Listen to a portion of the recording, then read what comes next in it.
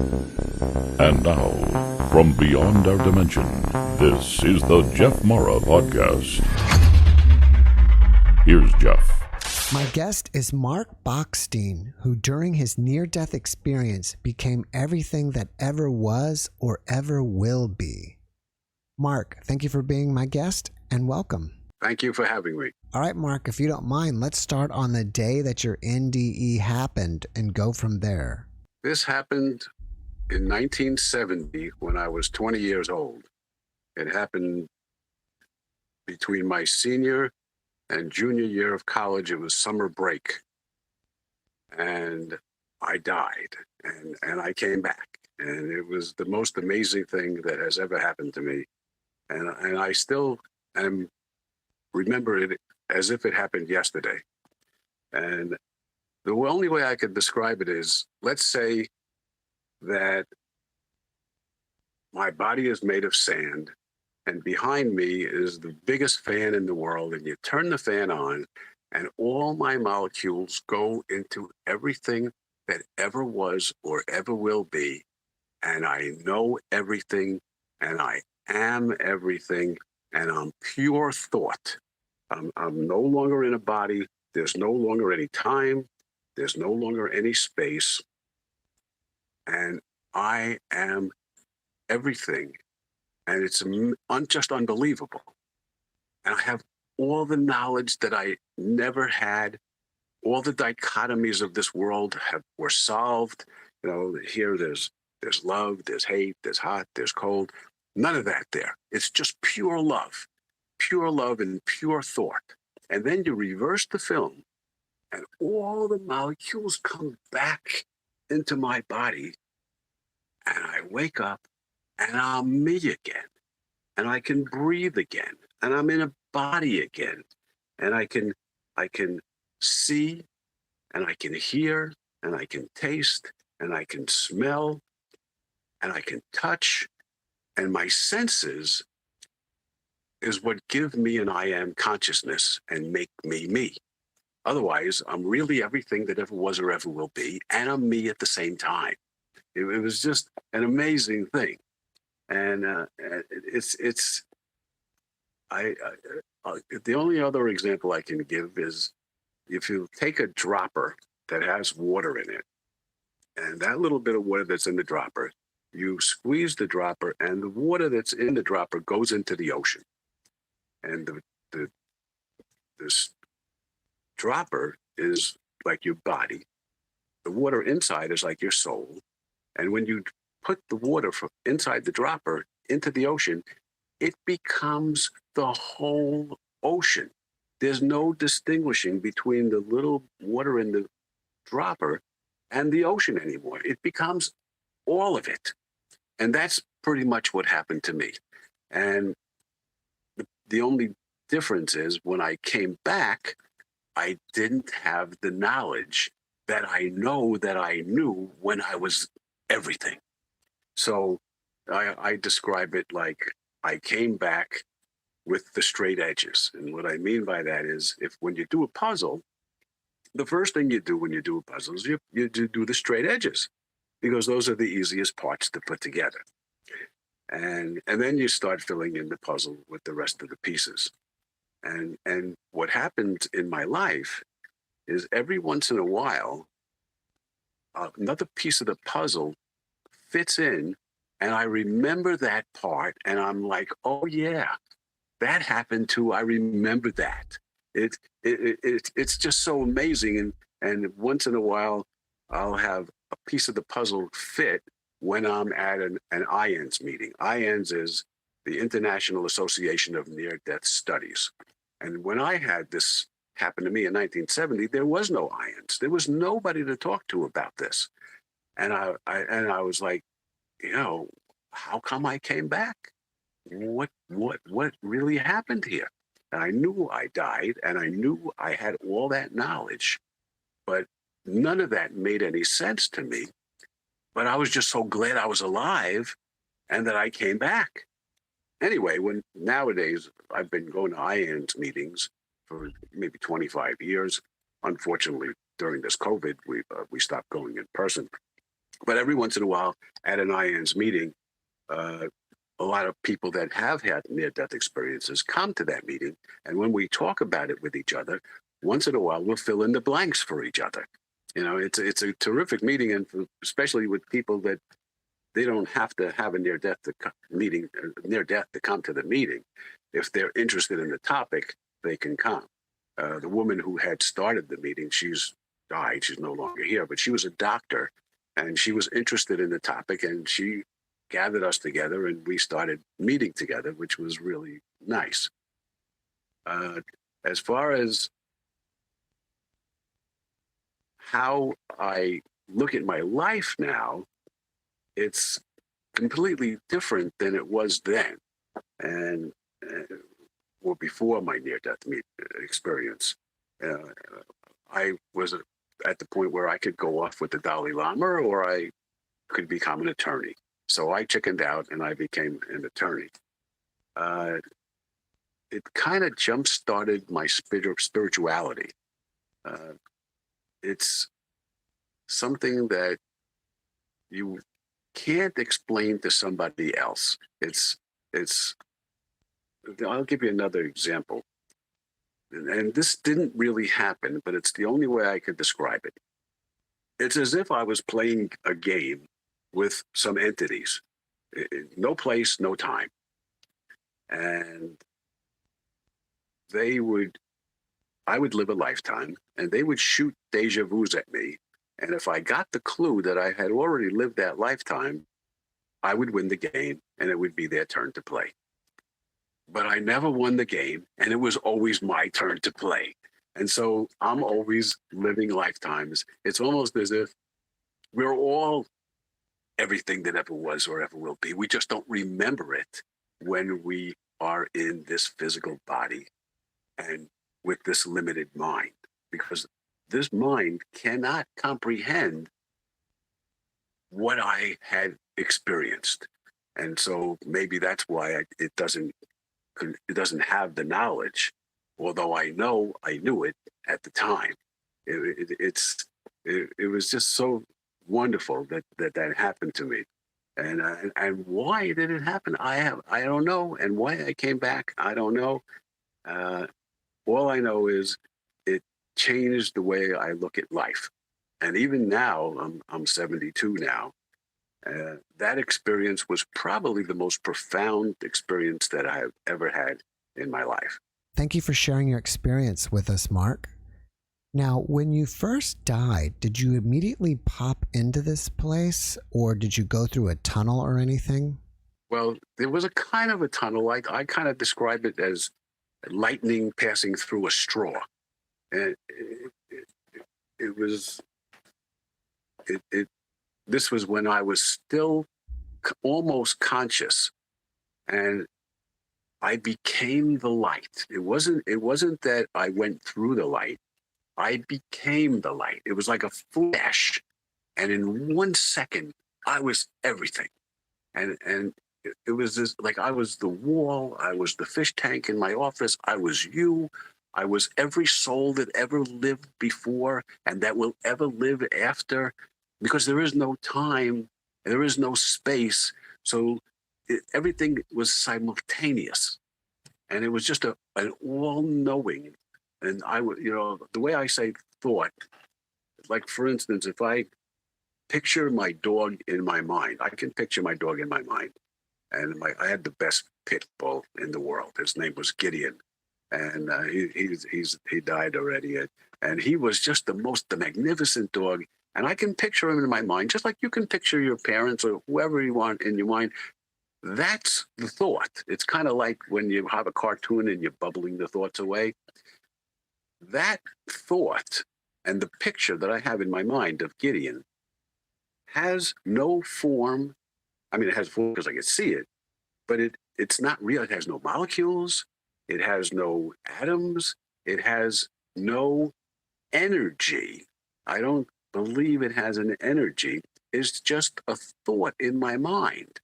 And you can have a lot of thoughts. I could picture my father in my mind. I can picture any of those things. And that's what I was. I was just pure thought. and and and I believe that I've died many times, and I think everybody has. People just don't remember.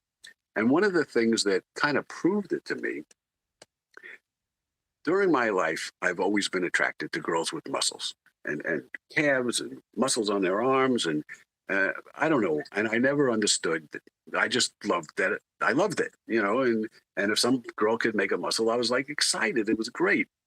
So when I came back, I remembered a lifetime, and there was many lifetimes, but I didn't recall them all. Just like I say, I came back with the straight edges.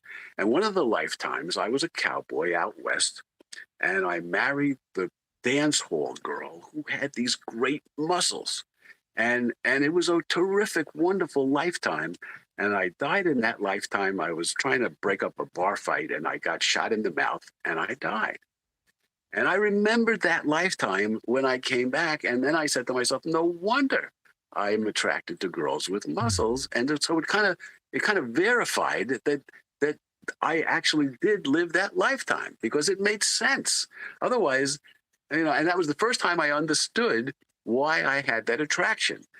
So to me, it kind of was a validation that that was one of my lifetimes, because I didn't remember that lifetime all my life until I came back from this near-death experience. And so that was just one of the funny things that kind of cleared things up for me when I came back. And there's a book that I recommend to people. It's called The Spirituality of Imperfection. And it's by Ernest Kunz, Kunz, and Catherine Ketchum. And that book talks about the goal of this journey in life is not to prove that we are perfect, but to find some happiness and joy and peace in the reality of our imperfection. And that's such an amazing statement. And that's kind of what this book is about. So if anyone sees this video and wants to know more about this type of thing, that's a great book. Just like Illusions by Richard Bach. Have you ever read Illusions by Richard Bach? I haven't. Well, that's a great book too. And it talks about that life is an illusion. And you know, obviously life for me is not an illusion, because I'm here. I'm real. You're real. I can talk to you. You know, I can see and touch and smell and hear, and my senses discriminate me from realizing that I'm everything that ever was and ever will be. So the senses are actually limitations, but I think that I'm here to enjoy being in the physical and having a physical body and having pleasure and having pain. Now, nobody really wants to have pain, but you can't have one without the other. And coming back into this body was wonderful. You know, some people in my near-death experience, meetings, they don't want to come back. They think that it's so beautiful and so wonderful, and the love is so amazing that they want to stay there. Well, when I came back, and now, like I say, I'm not with anybody. I was just everything there was. And my thought was, I want to go back. And as soon as I had that thought, I was back in my own body. And I was so shocked that I went through this and that I actually came back. It was something that was wonderful. So let's hope they don't call back again. So you said you had some questions. Whatever you have, let me see. Now, you said this jump started your spirituality. Before this happened, were you religious or spiritual at all, or an atheist?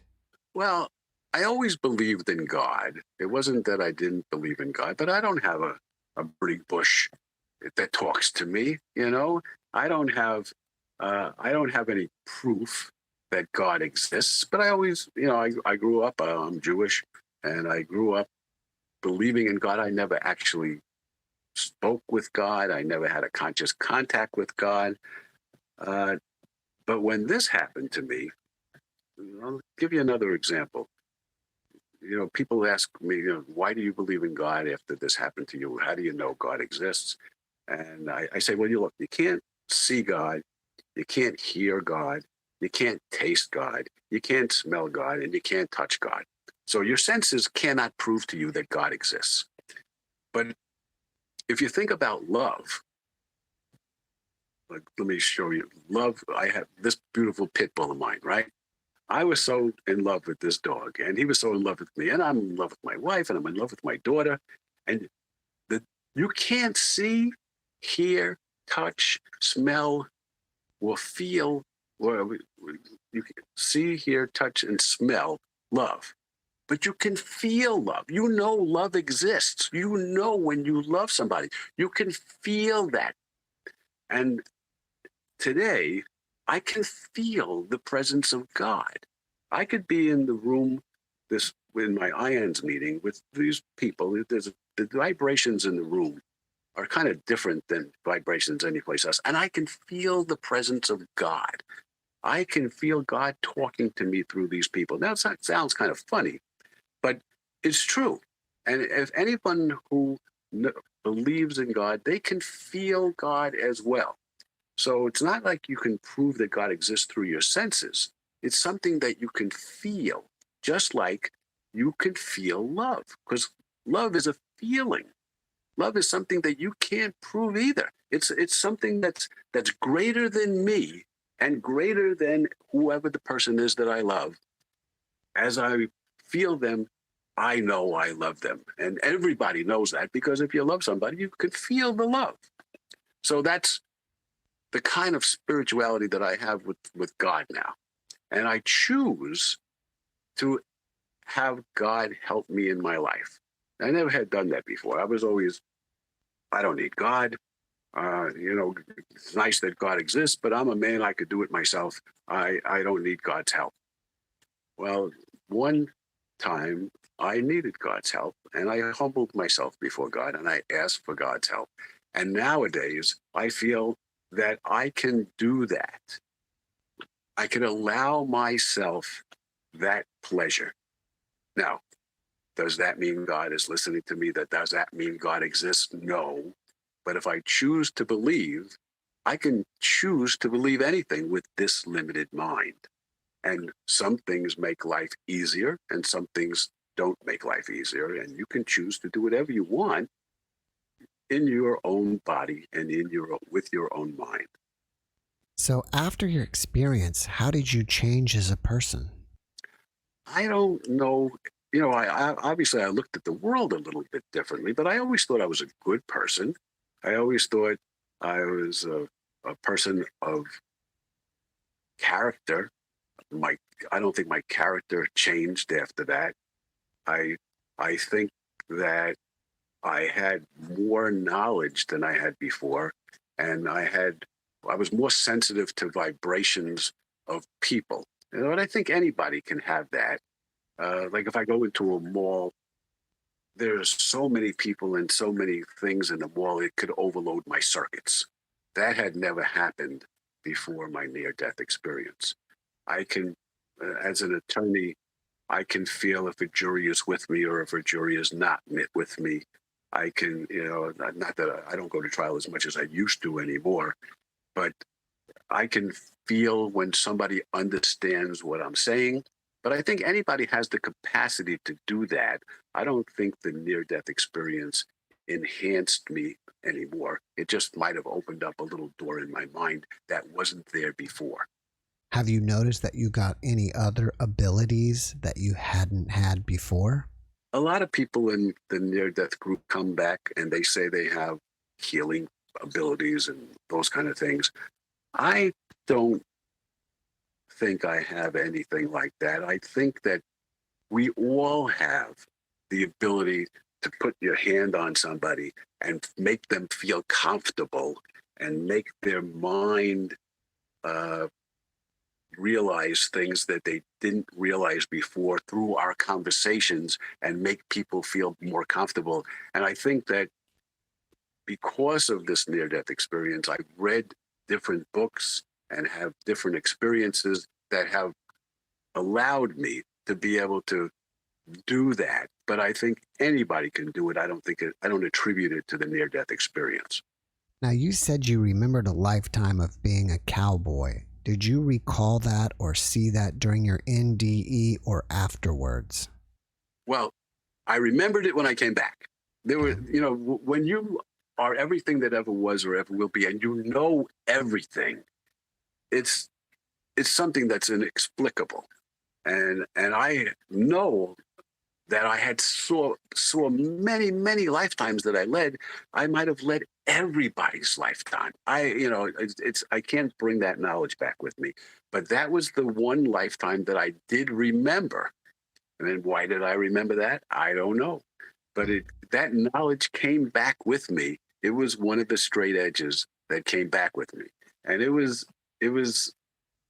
answered the question for me, because nowadays I'm still attracted to women that have muscles. I'm still attracted to a girl that walks down the street and has a bulging calf. And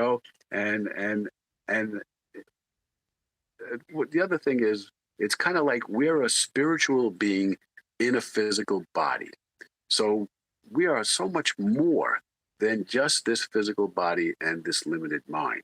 We're not trapped in a body. I believe we choose to be in this body. Some people believe, well, I have a contract with the universe that I chose this particular lifetime because I have something to fulfill in this life. I don't believe that. I don't think that way, because when I die, I know I'm going to know everything anyway. So I could choose to give this life meaning, or I could choose not to have meaning in my life. I think that's the way most people live. And I don't think there's a reason that I'm here. It doesn't matter if there's a reason that I'm here. The point is, I'm here, and I can enjoy being here. I could touch this chair. I'll give you another example. I didn't know what happened to me when I came back. And so I tried to put it into words, and I tried to explain it to people. And I don't know if they understood me or not. But what I used to say is, let's say you're the only thing that ever was or ever will be, and there's nothing but you.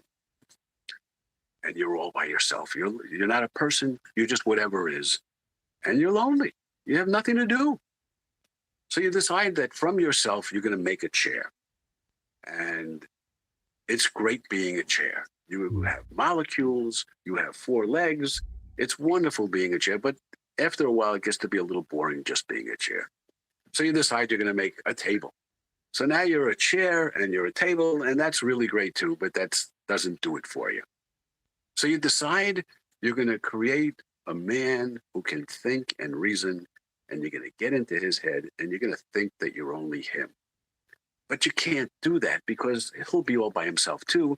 So you create a whole universe from yourself, and you create a whole bunch of people, and you get into each one of their heads, and you think you're only them. Now, I'm not saying this is true. I'm just saying that it makes sense. But everything that makes sense doesn't mean it's true. But it's the only way I could explain what happened to me. And it's a possibility that maybe that is true. And if it is, then I am it all. I've another thing that happened to me every once in a while. I wear glasses. I have contacts in now. And about 10 years ago, I'm traveling down Commercial Boulevard. Commercial Boulevard is a long street that comes from Fort Lauderdale and goes west. And it's just a long street, and it has lights on every 4 yards or whatever it is.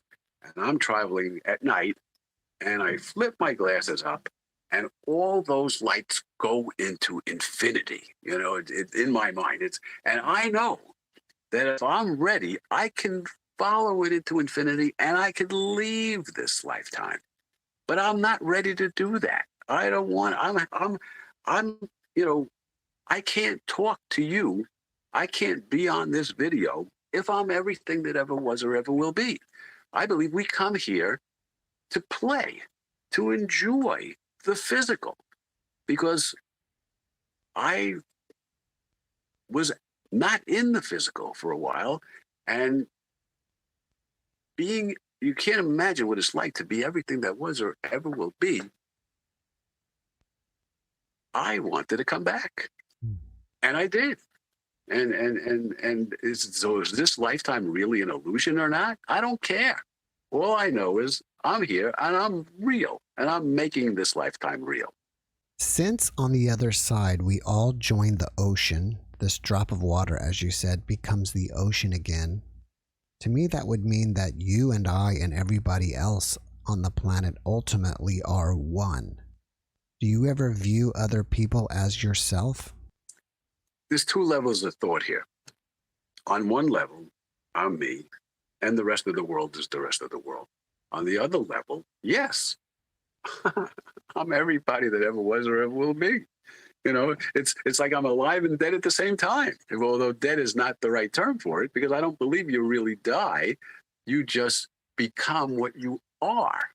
You know, and you know, to try to explain it, it's kind of like the booby prize. I've stopped trying to figure it out, because if you go throughout your whole life trying to figure everything out and trying to know the secret of the universe, you're just going to frustrate yourself, or at least that's what happens to me. Because for a while there, I tried to do that.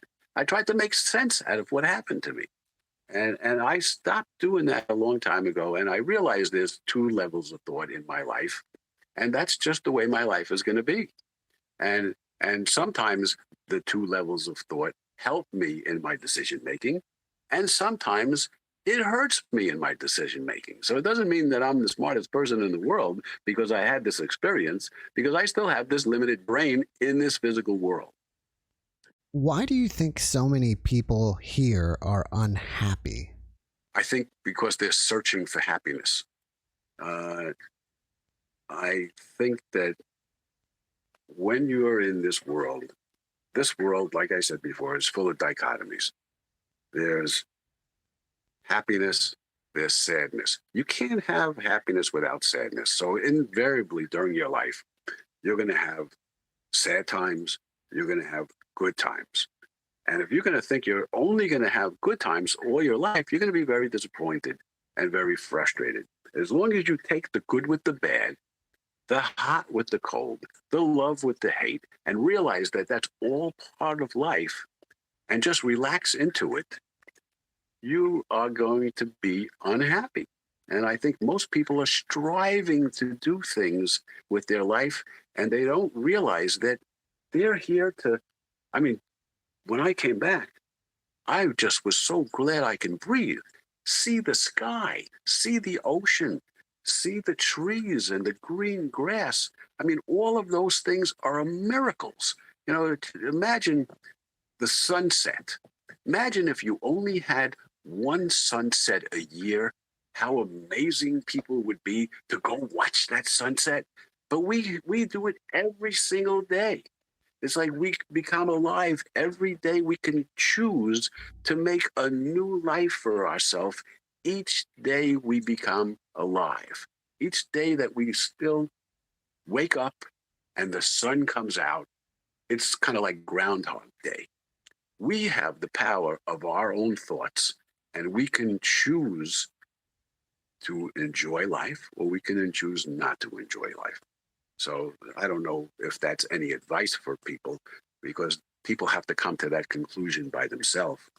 But I don't believe everybody is unhappy. I believe there are a lot of happy people. I try to surround myself with people that think like me, that people are happy like me. But I did that even before I had the near-death experience. It's nice to be with people that make you laugh, that make you see reality in a different way. Like I have a fish tank in my office. I have a few fish tanks. I'm the god of those fish. You know, they're having a wonderful life. I only put fish in there that get along. I feed them every day. I change their water. And it's kind of like that's what you should be doing in your own life. Be your own fish tank and bring things into that tank that you want, that make you happy. Bring things into the tank that challenge you. Bring things into your tank that increase your understanding of yourself and of the people around you. Do you feel like it is just as real over there as it is here, or even more real? But once again, we're getting into the nature of reality. Mm. When with the ultimate knowledge, it's so much more than what we experience here. It's so vastly incredible that I can't explain how different it is. Obviously, this is real. As far as I'm concerned, people say, oh, come on, this is just an imagination. This life doesn't mean anything. You can give your life meaning, like I said before. But when you say what's more real, it's all part of the same. It's all part of the same, except I'm not limited by this mind there. You really can't call it a place. I'm not limited by my body anymore. I'm everything and all knowing. And that is the most amazing feeling of love that you could ever have. And I know that when the time comes, I'll be back there. And we will all be back there. It's just that is the nature of my reality now. And I don't have to figure it out because I know that that's what will happen. Do you fear death at all? No, I feel being disabled, but I certainly don't feel death. I mean, death, there is no such thing as death as far as I'm concerned. And when I don't want to die, I don't want to leave my family. I have a wonderful, loving wife, and I have an amazing daughter. And I wouldn't want to leave them. Maybe there'll come a time when that will be appropriate. Timing is kind of everything in life. And time doesn't really exist there. So time is a wonderful thing. I mean, people, I'm growing older, and people say, you can't do the same things you did when you were younger. But my father was a tremendous, wonderful guy too, and he grew old, and he had a great time growing old.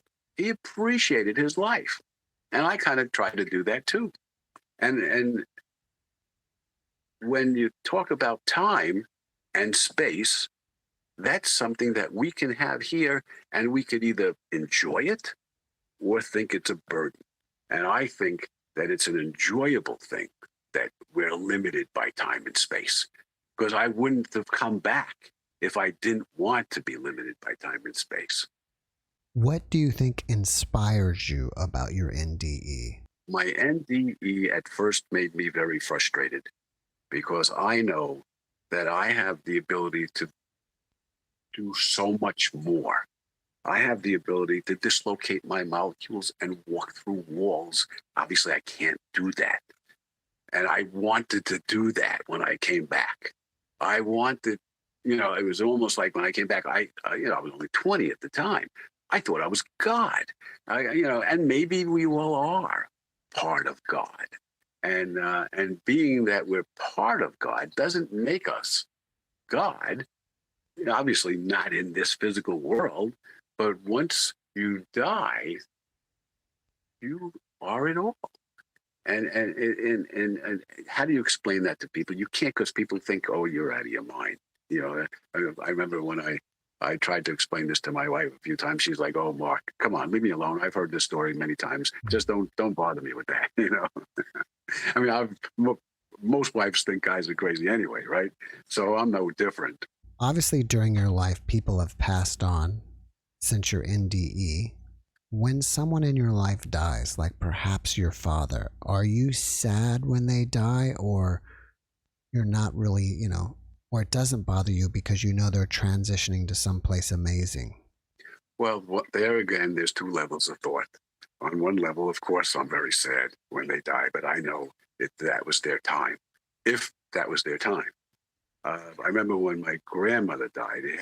She died very soon after my near-death experience. And at that time, I thought I could put my hand on her head and bring her back and cure her. And obviously, I couldn't do that. And I was very sad that I couldn't. Obviously, I know that I can't do that now. And when it was time for my father to die, I was very sad, but I knew that he was fine. And my mother died. I was sad because they're not in the world with us anymore. There's a hole in your heart when that happens. And even when my dog died, there, you know, I there's a hole that dog filled in my heart, and a part of me goes with everybody that dies. And obviously, you got to get over it, you know. So, but on one hand, I know that they're everything that ever was or ever will be, and they're absolutely fine, and there's nothing that I can do about it. On the other hand, you miss them, and you're sad because it's part of your life that will never come back. After watching this podcast, people may want to reach out to you and ask questions or chit chat with you. Are you open to that? And if so, how should they reach you? Well, I have a Facebook. It's with my name, Mark, M-A-R-K, Bockstein, B-O-C-K-S-T-E-I-N. I don't give advice to people, but if people want to talk to me, they're welcome to. My office phone is 954-370-3862.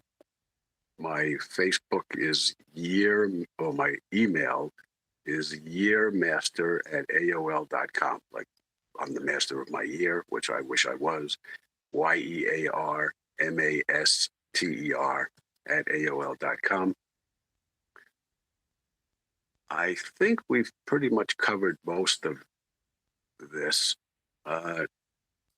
Give you one other example. If you close your eyes and you couldn't see and you couldn't hear and you couldn't taste and you couldn't smell and you had no senses, you would be part of everything that ever was or ever will be. So that's just a thought to take with you. So if you had no senses to discriminate yourself from the rest of the universe, what would you be? So that's a question. That's the question of the ages. Plato asked that question. Socrates asked that question. You know, people think that we are such an advanced civilization that we have all such more knowledge than those guys did. And I don't think, I think we're just on the same par. You know, we are not any smarter. We're not any further advanced. In fact, if you look at the world is not a great place right now. You know, unless you surround yourself and make your own little utopia, you're stuck in a place where people have so much conflict. The countries can't even get along. Our parties can't even get along. You know, I don't understand how this world got to this place. When I was a kid, I grew up in the 50s and in the 60s. At that point, I thought the world was going to be wonderful. I thought we were going to be utopia by now. I thought there'd be no more war. I thought there'd be no more disease. I thought there would be no more famine. I thought that by now we would solve all of those problems. Unfortunately, it looks like mankind took the wrong turn. I'm very disappointed with where we've come since those days, because I always thought things were going to get better and better and better. And I'm hoping that maybe we'll turn back to the right way and things will get better. But, you know, right now, I don't see how we are any different than things were during Plato's times. And maybe we're not supposed to be. I don't know. I've stopped trying to figure it out. And I just try to make my life as nice as I can, knowing that there's going to be conflict. And it depends on how I react to that conflict that matters. Because if I react and blow up and get all excited and lose my temper, then I lose. Then I become a slave to things that can change my life. If I react calmly and I accept reality as it is, and I don't overreact and I keep myself calm, That is the way I try to live my life. Do I always do it? No. But at least I have the mentality and the knowledge to try to act like that in my life.